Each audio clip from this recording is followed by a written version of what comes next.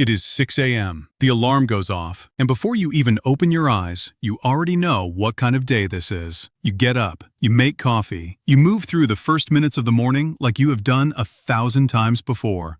And somewhere between the kitchen and the commute, quiet question appears. Is this it? Not dramatically, not with self-pity, just honestly. Is this really what my life is going to be? That question matters more than most people realize, because the gap between the life you are living and the life you know you are capable of living is not usually a strategy problem. It is an inner order problem. So today, I want to talk to you about 6 principles that have to be true on the inside before anything on the outside can permanently change. Not temporarily, permanently. Not more effort, not more hacks, not another routine you abandon in 12 days. The foundation. My name is Edward Woose, and I wrote a free ebook about this called Before the Money, The 6 Pillars of Inner Order. You can download it in the description, but stay with me for the next few minutes, because if you are still broke, still stuck, still building and getting nowhere, there is a very good chance you are not the problem. The foundation is, your mind never stops talking. Right now, as you watch this, there is a voice in your head commenting on what I am saying, judging it, comparing it, planning what you will do after this video ends, remembering something you forgot yesterday, calculating whether this is worth your time. That voice has been running since the moment you woke up this morning. Think about your phone for a moment. How many applications are running right now in the background, consuming battery, using energy, doing things you never asked them to do? Most people think they are running 3 apps. They are running 47. Your mind is that phone. Every conversation from your childhood that taught you something about your worth, running. Every time someone told you that money was hard to come by, running.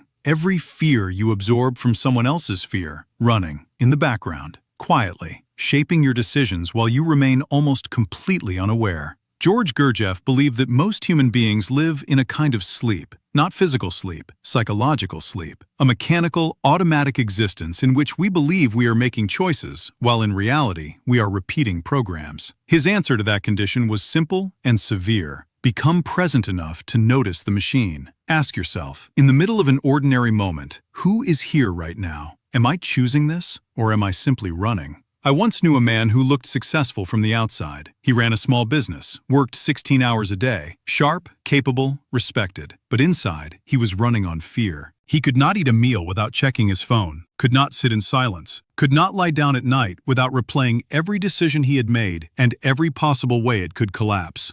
He did not come to me because he wanted peace. He came because he was afraid that if he ever stopped moving, he would discover there was nothing there. That is the real fear underneath the noise. Not just fear of the future, fear of silence itself. Fear that if the voice stops, you disappear with it. But there is no emptiness there. There is only clarity. And clarity is dangerous. Because once you have it, you can no longer lie to yourself. You cannot build anything real on a foundation of noise. Not wealth, not freedom, not a life that actually belongs to you. Silence first. Everything else follows. Let me describe 2 men. Same city, same neighborhood, same kind of family. Same rough starting point. 20 years later, their lives look nothing alike. One of them is sitting in a bar at 11 a.m. on a Tuesday, explaining to the man next to him exactly why things are the way they are. The government, the banks, the system, the unfairness of life. He is not wrong about all of it, but he has been having the same conversation in the same bar for 15 years, and his life has not moved an inch. The other man is in a bookshop on the other side of the city, signing copies of a book he wrote at night after work for 3 years, while everyone around him told him it was a waste of time. Same city, same starting point, completely different life. The difference was not luck, it was identity. This is one of the most important economic truths nobody teaches you. You will never consistently earn more than your identity allows. Not because the world is fair, it isn't, but because identity is the filter through which opportunity passes. And if that filter is set to, "This is not for people like me," then you will reject possibilities before you even consciously see them. William James wrote that human beings can change the outer aspects of their lives by changing the inner attitudes of their minds. More than a century later, most people are still trying to avoid that truth. You may not have chosen your first identity, but if every day you continue to behave like someone who was never meant for more, if every day you rehearse limitation, defend limitation, explain limitation, then at some point the continuation becomes your responsibility. That is not cruelty. That is freedom, because stories can be rewritten.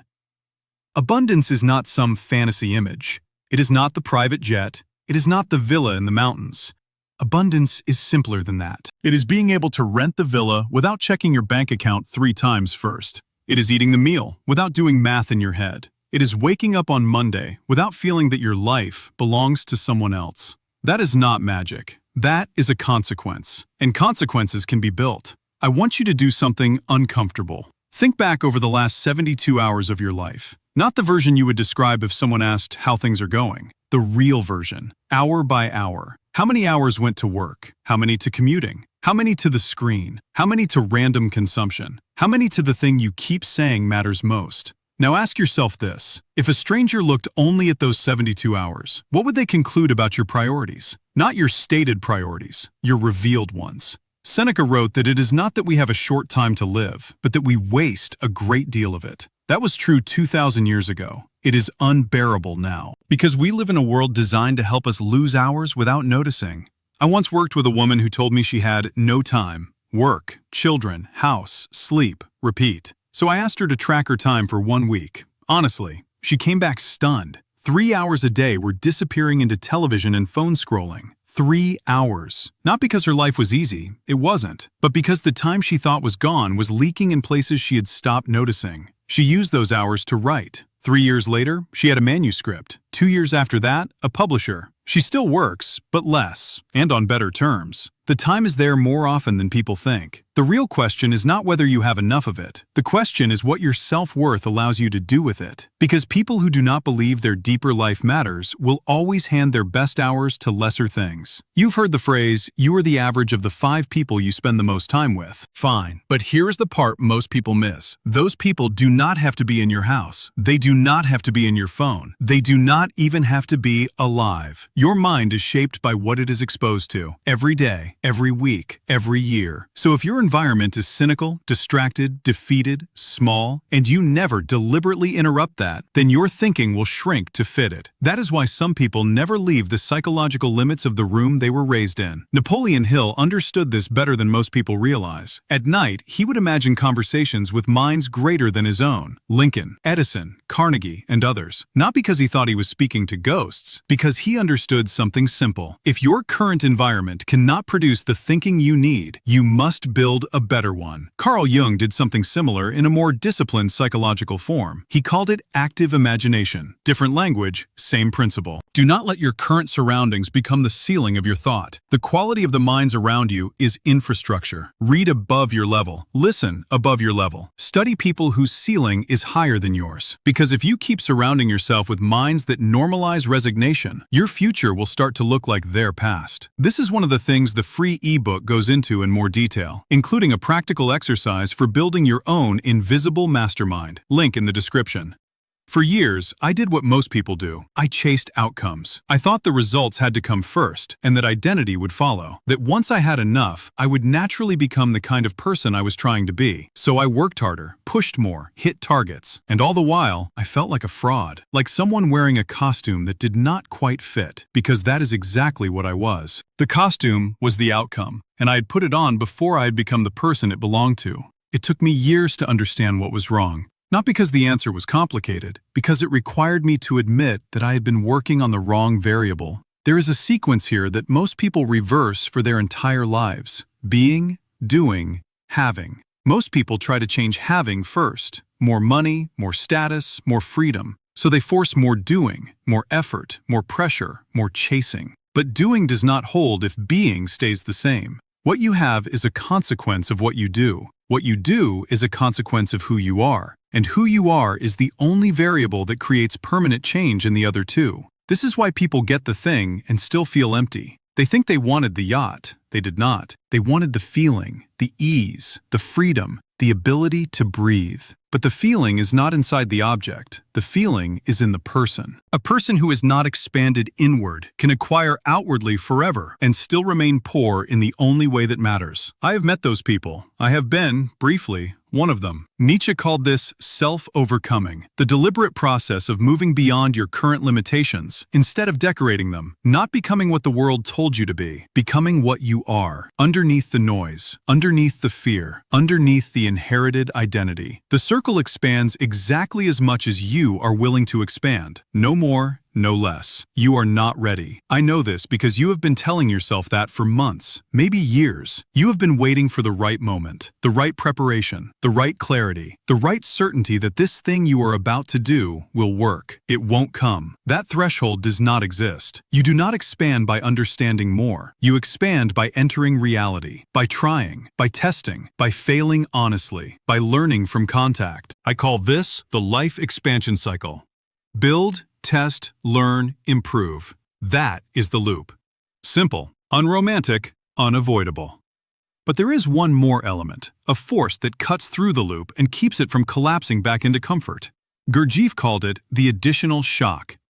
Every process left alone drifts toward ease, toward habit, toward comfort, toward sleep.